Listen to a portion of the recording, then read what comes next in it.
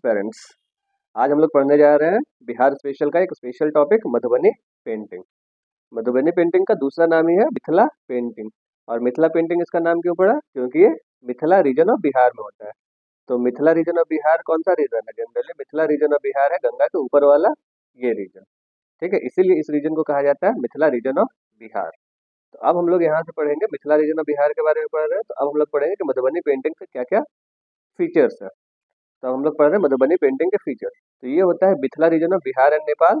ठीक है, इसका ओरिजिनेशन जो है वो कह सकते हैं कि ये है थ्रू स्टोरीज आया था। स्टोरीज किस फॉर्म में इसको आगे बताया जाता है, डेकोरेशन के लिए यूज किया जाता है। पहले ये किया जाता था इंटीग्रेटेड ऑन मड वॉल।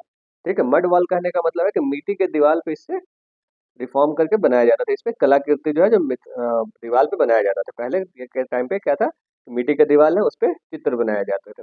अभी भी हिंदू रिचुअल्स के अनुसार बिहारी मैरिजेज में मिथिला पेंटिंग को बहुत ही अच्छे तरीके से डिपिक्ट किया जाता है।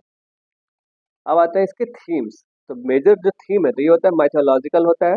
माइथोलॉजिकल कहने का मतलब होता है कि पौराणिक कथाओं पर आधारित कुछ रिलीजियस टेक्स्ट के अनुसार होगा, जैसे कृष्णा, रामा, दुर्गा, सरस्वती। उसके अलावा नेचुरल थीम होता है, जैसे कि moon sun moon, animal, plants and geometrical pattern होगा।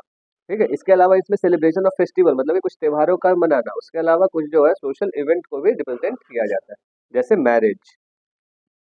आप इसके अलावा त्योहार गीत सुने होंगे, वो सब मिथिला रीजन से आया है, जो कि पंचायत 3 में डाला गया है सोहर।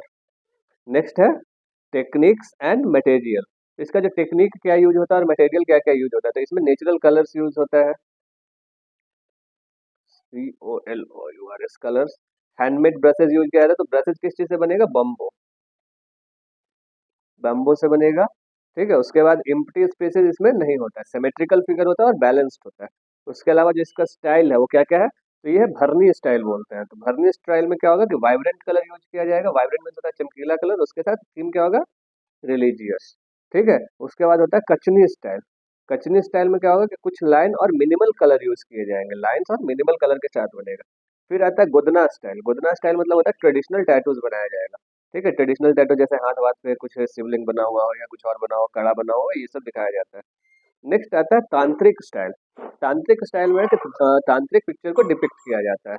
तांत्रिक पिक्चर कहने का मतलब क्या होता है कि जो सेक्रीफाइसियल पैलेसेस वगैरह होता है, स्क्वायर रेक्टेंगल ऐसे करके कुछ तांत्रिक फिगर ये सब बनाया जाएगा। उसके अलावा इसका मॉडर्न डिपिक्शन जो है, मॉडर्न डिपिक्शन जो है ये कॉमर्शियलाइज कर दिया गया है। कॉमर्शियलाइज करने का मतलब क्या है कि अब ये कॉमर्शियल फॉर्म में यूज किया जाने लगा। तो कॉमर्शियल फॉर्म में जब ये यूज होगा तो ये क्या होगा कि ये क्या होगा कि पेपर और कैनवास पे शिफ्ट हो जाएगा। ठीक है, और कल्चरल हेरिटेज बन गया है धीरे धीरे, और इसको इंटरनेशनली प्रमोट किया जाए। साथ ही इसको GI टैग भी मिल गया है, कब? 2007 में। ठीक है, इस पेंटिंग को जनरली मिथिला के विमेन्स लोग करती है और ये सोसाइटी में अब बहुत ही ज्यादा पॉपुलर हो गया है और धीरे धीरे करके कॉमर्शियल हो गया। इसके अलावा एक लास्ट टाइप इसका होता है कोहबर पेंटिंग। कोहबर पेंटिंग जो होता है जनरली ये होता है कि ये बेडरूम्स में बनाया जाता है। शादी के बाद बेडरूम्स को डेकोरेट करने के लिए इसमें कोहबर पेंटिंग बनाया जाता है। तो ये है मिथिला पेंटिंग्स के बारे में। तो आपको अगर BPSC के प्रीलिम्स में इससे रिलेटेड क्वेश्चन आएगा तो इतने फैक्ट से हो जाएगा। साथ ही अगर मेंस में अगर ये 8 मार्क्स में भी पूछा गया तो ये फैक्ट जितना हमने यहाँ लिखा हुआ है आप इतने को लिख सकते हैं पूरे फॉर्मेट में। इसके अलावा अगर ये 38 मार्क्स का आएगा तो आपको इसको डिटेल में जो हम बता रहे हैं उसको एक्सप्लेन करके लिख सकते हैं, जिस कारण से आपका पूरा आंसर कंप्लीट हो गया। ठीक है, तो इसी के साथ ये टॉपिक कंप्लीट हो गया बिहार स्पेशल का मॉडर्न हिस्ट्री। इस तरीके का और भी अधिक वीडियोस को देखने और समझने के लिए ज्वाइन करें हमारा निर्वाणा IAS एकेडमी का ऑफिशियल चैनल, और हमारे ऑफलाइन बैचेस को ज्वाइन कर सकते हैं। धन्यवाद। पेरेंट्स, तो निर्वाणा IAS एकेडमी की तरफ से एक इम्पॉर्टेंट नोटिफिकेशन है।